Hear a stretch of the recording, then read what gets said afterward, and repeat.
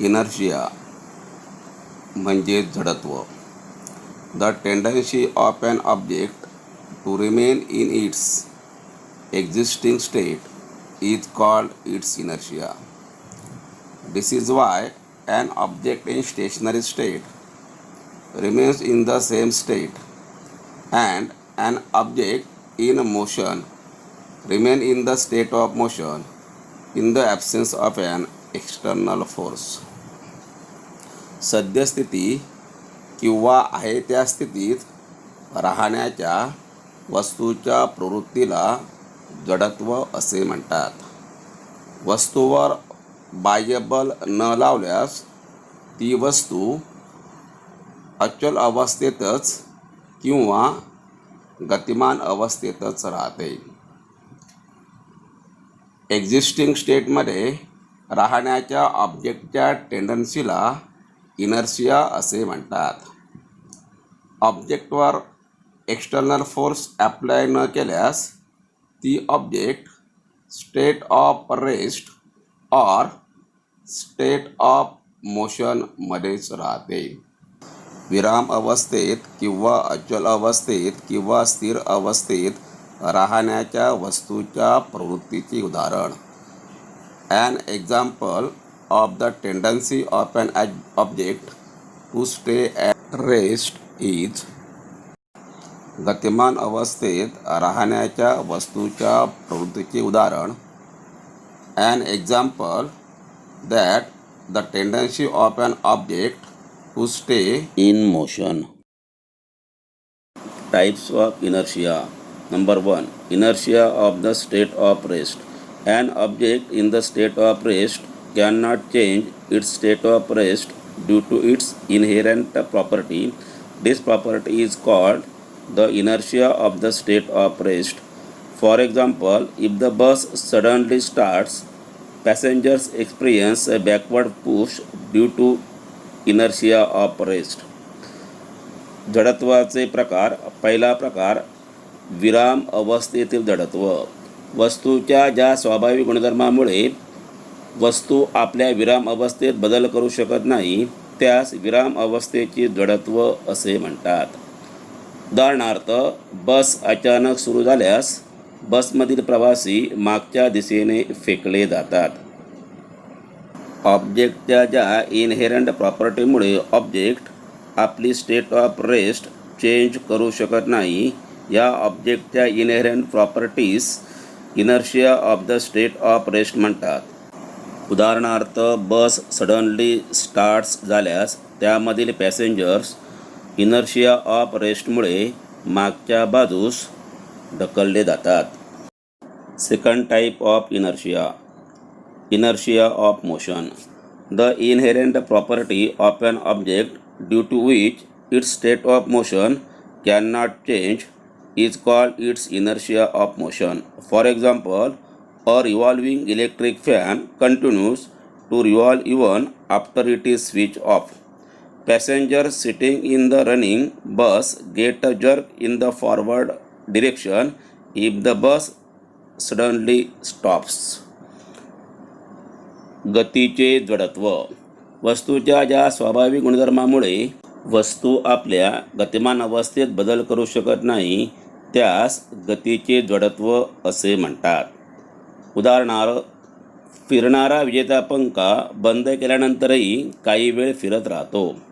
तसेच बस अचानक थांबल्यास त्यातील प्रवासी पुढच्या दिशेने फेकले जातात.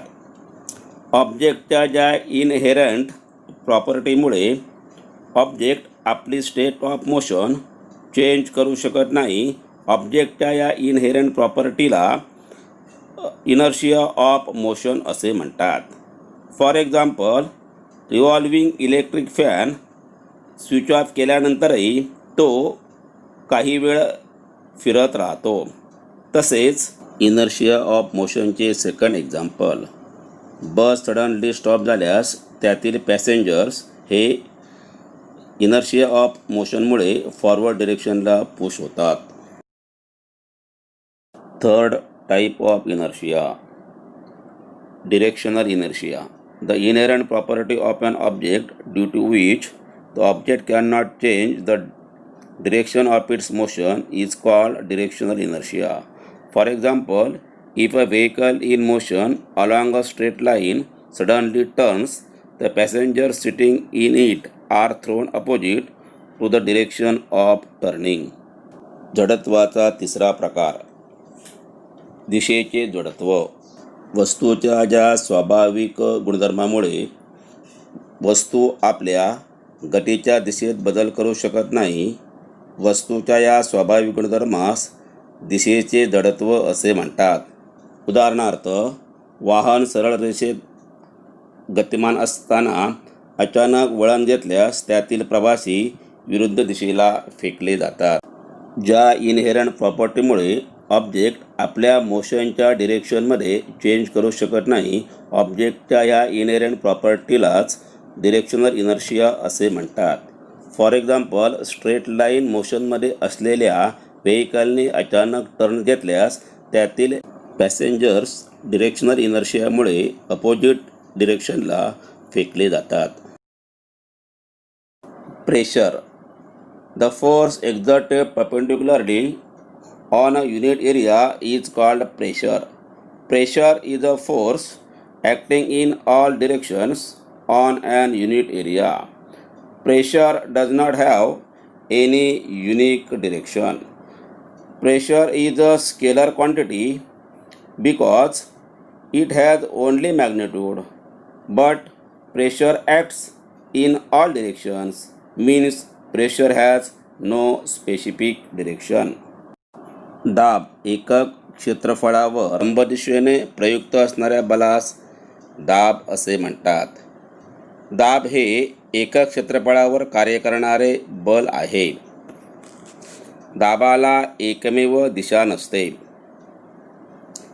दाब ही अदिश राशी आहे कारण दाबाला परिमाण असते, परंतु दाब सर्व दिशांनी कार्य करत असल्यामुळे दाबाला निश्चित दिशा नसते, म्हणून दाब ही अदिश राशी आहे. प्रेशर. युनिट एरियावरील परपेंडिक्युलर एक्झर्टेड फोर्सला प्रेशर असे म्हणतात. प्रेशर हे ऑल डिरेक्शनला युनिट एरियावर कार्य करणारे फोर्स आहे. प्रेशरला युनिक डिरेक्शन नसते. प्रेशर ही स्केलर क्वांटिटी आहे कारण प्रेशरला मॅग्निट्यूड असते, परंतु प्रेशर ऑल डिरेक्शन्सला कार्य करत असल्याने प्रेशरला स्पेसिफिक डिरेक्शन नसते. Formula of pressure. Pressure is the force per unit area. Pressure is the ratio of force to area. Pressure is equal to force upon area on which force is applied. Pressure is directly proportional to the force and inversely proportional to the surface area. If area increases, pressure reduces for the same force.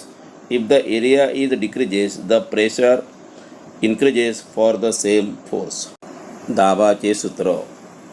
एकक क्षेत्रफळावर कार्य करणाऱ्या बलाला दाब असे म्हणतात. बल आणि क्षेत्रफळ यांचे गुणोत्तर म्हणजे दाब होय. दाब बरोबर बल भागिले ज्यावर बल प्रयुक्त केले जाते ते क्षेत्रफळ. दाब हा बलाशी समानुपाती आणि क्षेत्रफळाशी व्यस्तानुपाती असतो. क्षेत्रफळ वाढले की त्याच बलाचा दाब कमी होतो आणि क्षेत्रफळ कमी झाले की त्याच बलाचा दाब वाढतो. प्रेशरचा फॉर्म्युला. प्रेशर म्हणजे फोर्स पर युनिट एरिया होय. फोर्स आणि एरिया यांचा रेशो म्हणजे प्रेशर होय. Pressure is equal to force upon ज्यावर फोर्स ॲप्लाय होते तो एरिया. दाब हा फोर्सशी डायरेक्टली प्रपोर्शनल असतो तर एरियाशी इन्व्हर्सली प्रपोर्शन असतो. म्हणजेच ज्यावर फोर्स ॲप्लाय केले तो एरिया मोर असल्यास त्या सेम फोर्सचा प्रेशर रिड्यूस होतो. या उलट ज्यावर फोर्स ॲप्लाय केले तो एरिया लेस असल्यास त्या सेम फोर्सचा प्रेशर इन्क्रीज होतो. unit of pressure. SI unit of pressure is equal to SI unit of force upon SI unit of area is equal to Newton upon meter square is equal to N upon M square. This unit is called as Pascal. Therefore, SI unit of pressure is Pascal. It is denoted as PA.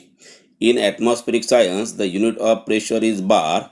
1 bar is equal to 10 raised to 5 Pascal.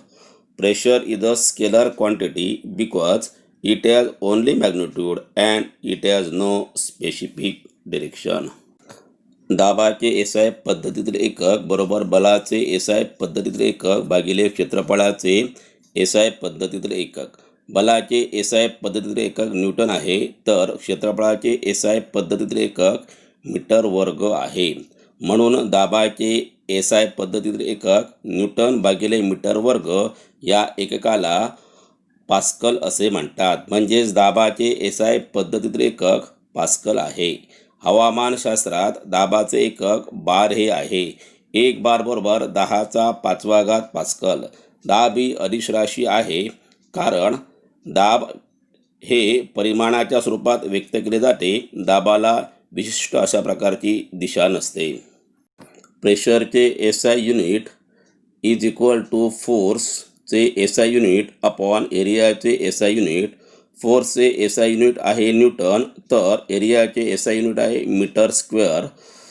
Pressure म्हणून प्रेशरचे SI unit बरोबर newton upon metre वर्ग यालाच pascal असे म्हणतात. Atmospheric सायन्समध्ये प्रेशरचे unit bar आहे. 1 bar is equal to 10 raised to 5 pascal. Pressure ही अदिश राशी आहे, कारण प्रेशर हे मॅग्निट्यूडमध्ये व्यक्त करतात. प्रेशरला स्पेसिफिक डिरेक्शन नसते. Some examples of pressure. Number 1, sharp knife is used to cut vegetables, fruits, because sharp knife has a less surface area and so it exerts more pressure during cutting.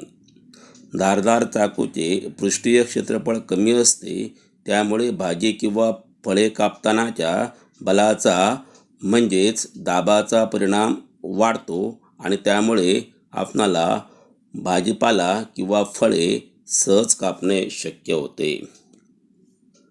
Number 2, a sharp nail less surface area which increasing its pressure on the wall and can be hammered usually into the wall.